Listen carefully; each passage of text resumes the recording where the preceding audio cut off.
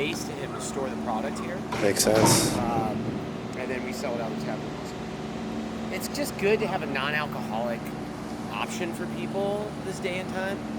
I mean, to be honest, I don't drink myself. Cool.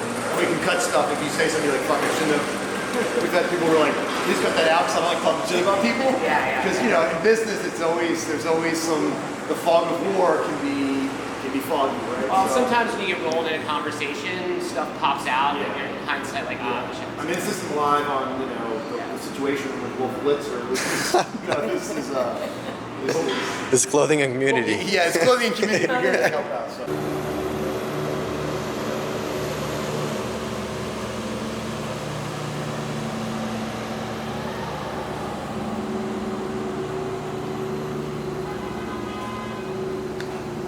Yo.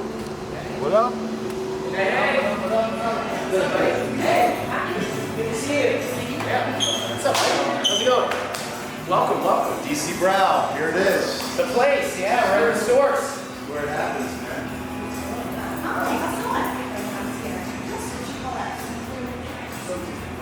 Right. What? Right. Nice to meet you. This is awesome. This is the tap room dream team right here. All right.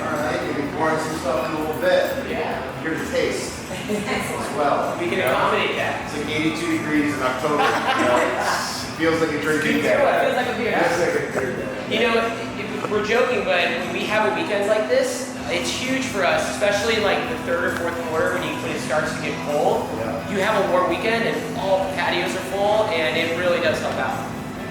Well, global warming, God bless it. global weirding. But Gotta find that silver lining wherever we can. yeah, I feel you, bro.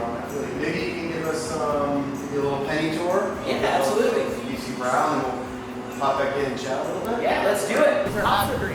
So, what's happening? Yeah, so, to really understand our story, it starts here. So, we're in our 13th year, and we started with this system that you see right here. And when we started, we didn't really have a lot of money, so we got the biggest system we could afford at the time, which is this 15-barrel pump system. When I say pump system, I mean this is a system that's engineered to be in a brew pump. This makes beer. This makes beer. Not a ton of beer, but it makes beer. And so we brewed this system 24 hours a day, 7 days a week for the first 6 years that we were in operation. And then in 2018, we finally installed a new brew house where we'll finish the tour. So this is the workhorse. This is the workhorse. Man, this is a fully... One day this will be in the museum. It's like, this is the shit. This is where it started. The Museum of Brau. This is the Museum of Brau. Well, we thought about trying to sell it, but we really wanted to keep it just for that reason, the sentimental value. Is it still in production, or is it? Yeah, we still use it. We use it for smaller batch beers. We don't really use it too much for, like, R&D or anything like that, but like our barrel-aged beers that are smaller production, we'll make here. But all the rest of our product is made on the new system. So now our cellar spans this entire warehouse. All these things in here. This is all making beer right now, or something.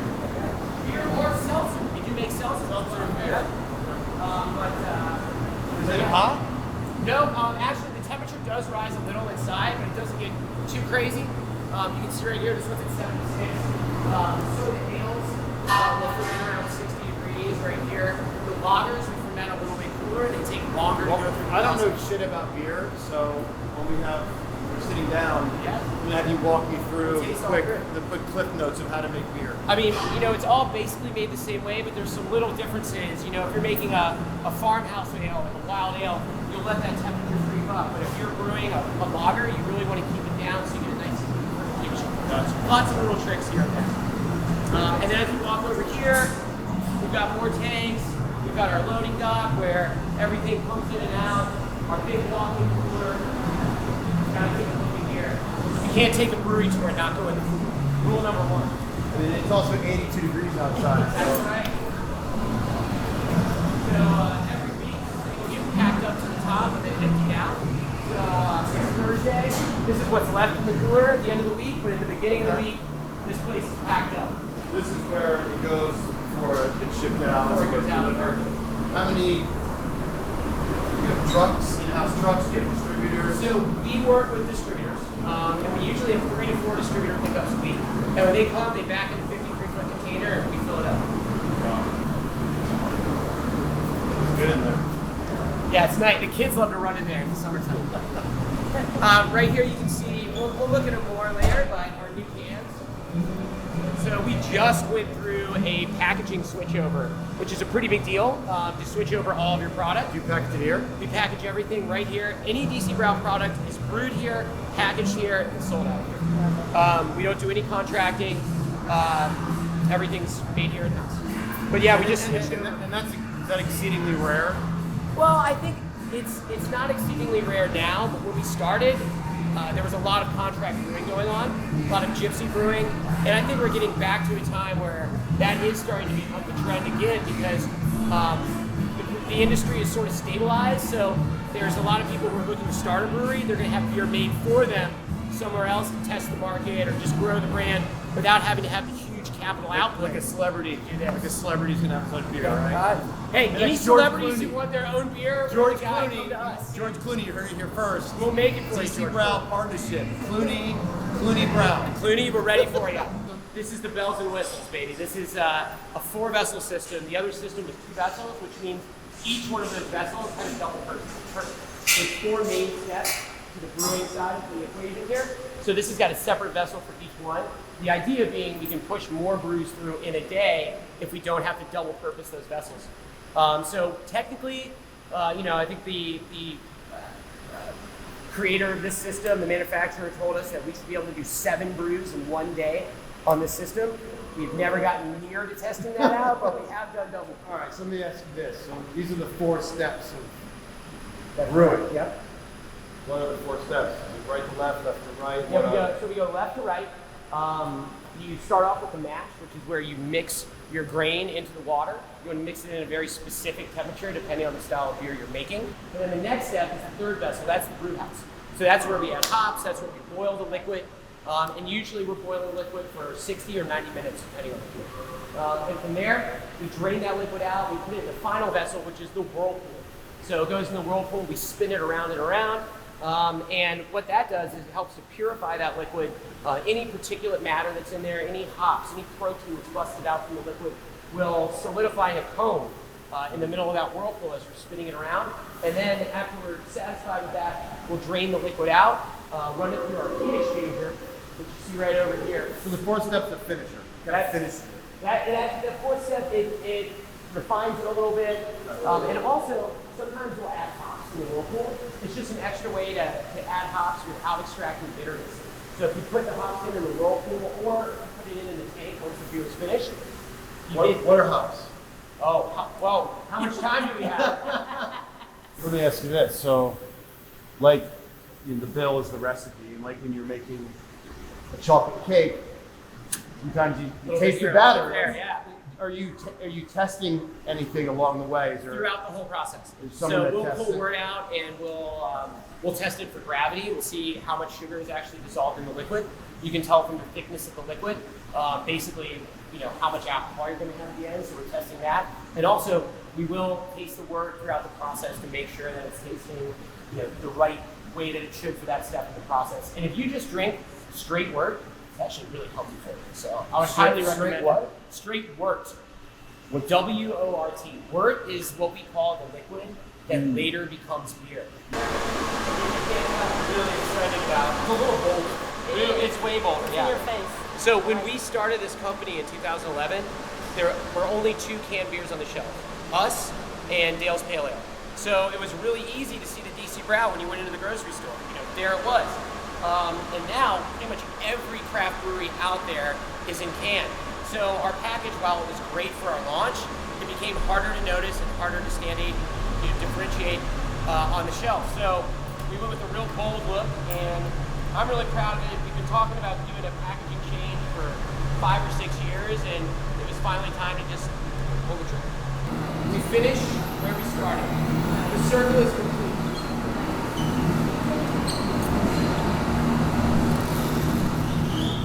I am morbidly curious with old time longer. Yeah. It's like it's been in my dreams. This logo since I saw it. I'm like, what the fuck is this? Yeah.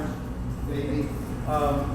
It's been in my dreams. This is like, to me, this thing's. I feel like this is gonna be on like a a Bundesliga jersey, Yeah. or DC United is going to be sponsored by it. It needs to be. Yeah. Tell me about Old Time Lager. Yeah, absolutely. I mean, I think that we all have a place in our heart for those approachable, easy drinking light lagers that sort of got us all into beer. Yes. And there weren't a lot of people making them. I think the past couple years, hazy IPAs and pastry stouts have really taken the foreground. And what we were finding is that a lot of the people who were, 21 through 25, they were sort of alienated by some of those products. You don't just turn 21 and have a triple IPA. So we wanted to make something that was a good entry-level product, but also was like a callback to those old domestic light lagers from like the 70s. And so Old Time was that beer for us. I mean, well, first of all, it's delicious. I throw you one more just taste of an IPA because this is a real calling card for us here. This is On the Wings of Armageddon. You can see it's a little clearer. That's sort of see up there on the T-shirt. The Wings of Armageddon. Yeah, little T. That's a pretty solid T. This is the beer that sort of put us on the map in a worldwide perspective. Back when we started, beer trading was a huge thing. So people would come out and get rare beers that you could only get locally, and they would trade them with people all over the world for rare beers that they could only get locally. So we developed a really strong reputation here. Well, speaking of strong, it feels a little stronger. It's 9.2%. So two of these you're good. Two of those you're good. Brandon Skall here with Commonwealth Proper, our clothing and community series where we're sort of going out to friends and clients and sort of just talking to them to see what they do, because a lot of our friends and clients do some really interesting stuff. And you are the owner, one of the owners here at DC Brau. Been in business for We're in our 13th year right now. 13th year, and we just sort of did a tour and did a little tasting and had that experience, and want to learn a little bit more about you and what makes you tick and what got you into this business, what drives you, and kind of hear your story. Yeah, absolutely. I mean, going back before the business started, I've always been an alcohol beverage professional, I guess you would say. So I sold wine for several years before opening the brewery. Are you from DC? I'm from DC, and went to college here and everything too, and just sort of ended up finding myself in the wine industry, and I enjoyed it. It was great, but when something is your job, sometimes you can lose some of the glow of that passion. So I stumbled into a big passion for beer during that time. I'd be visiting my accounts and trying to sell them wine and always wanting to support them.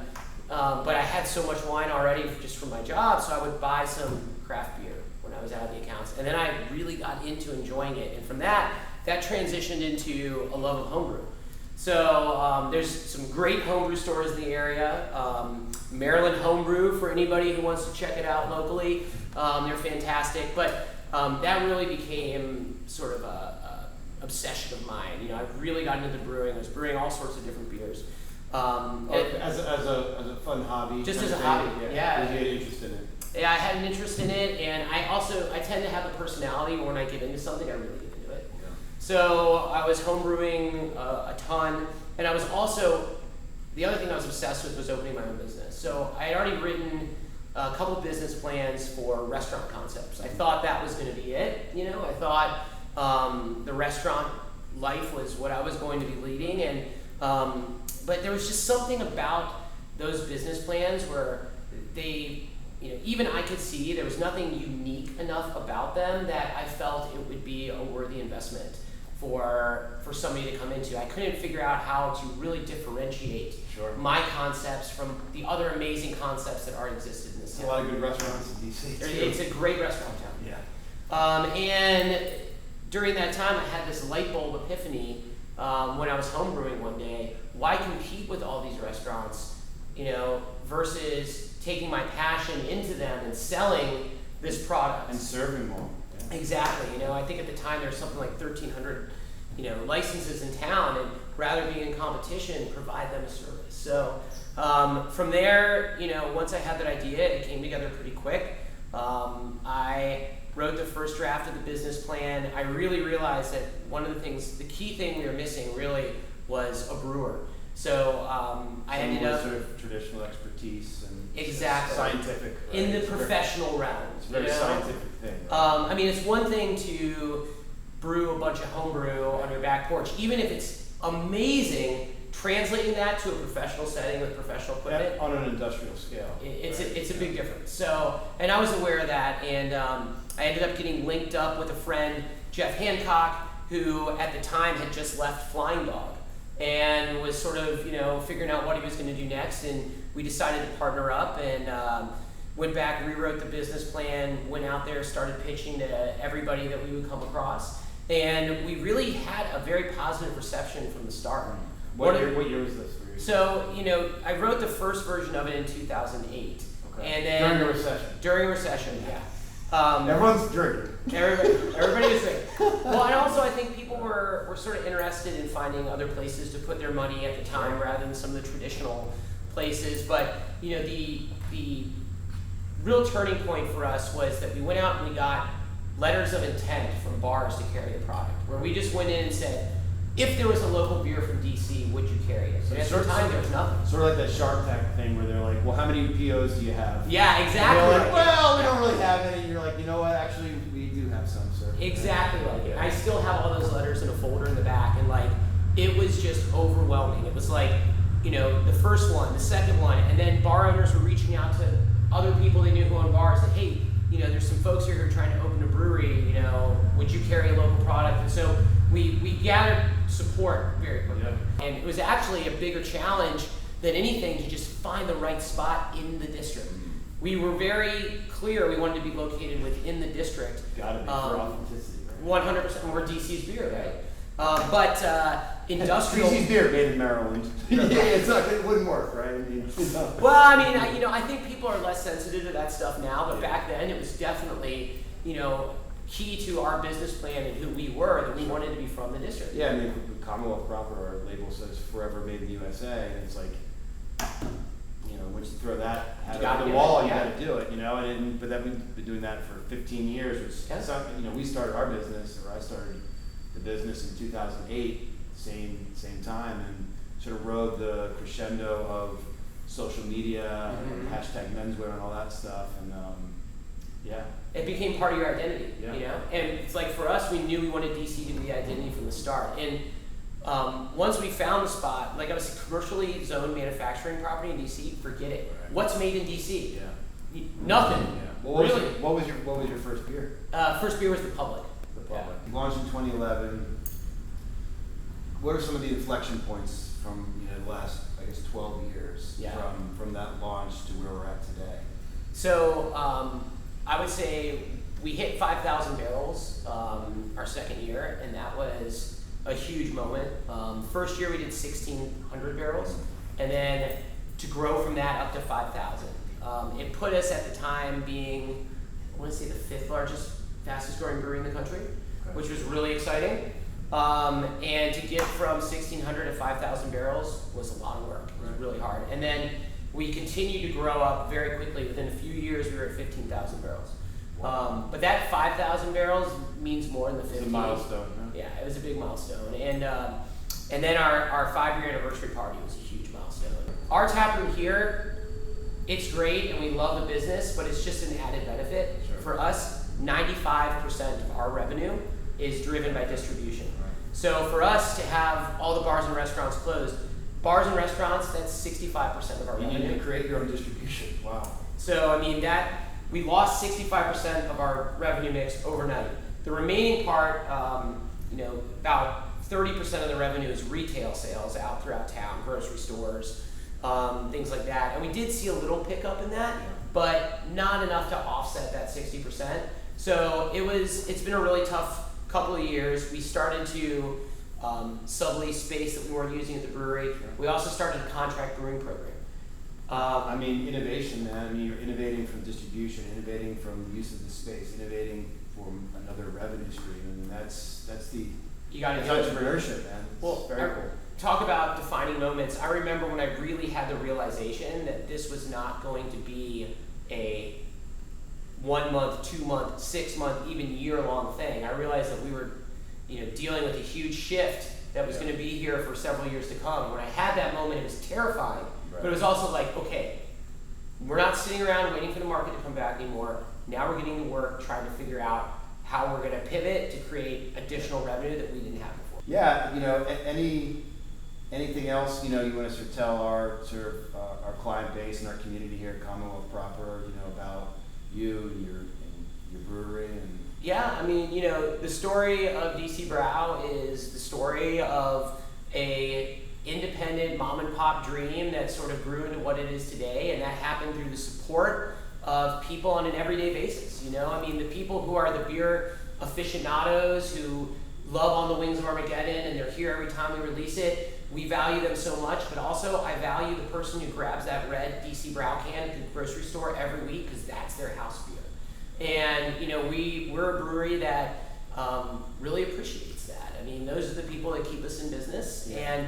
And you know, we also really appreciate making those more esoteric beers and you know, appealing to that crowd as well. But we just want to make a beer that we want to have a beer for everybody. You know? I mean, you're providing a service, and I think that, you know, at Commonwealth proper, we're experts in clothing, you're experts in beer, and you want to share that expertise with the world, and it only comes to life with your clients supporting you. So, then we got a lot of parallels with our brands here, and we'll continue to develop that. But we appreciate you showing us everything today and giving us a couple of mini pints. My pleasure. Yeah, I've just got one last request. Yeah. We need a Commonwealth DC Brau branded work shirt.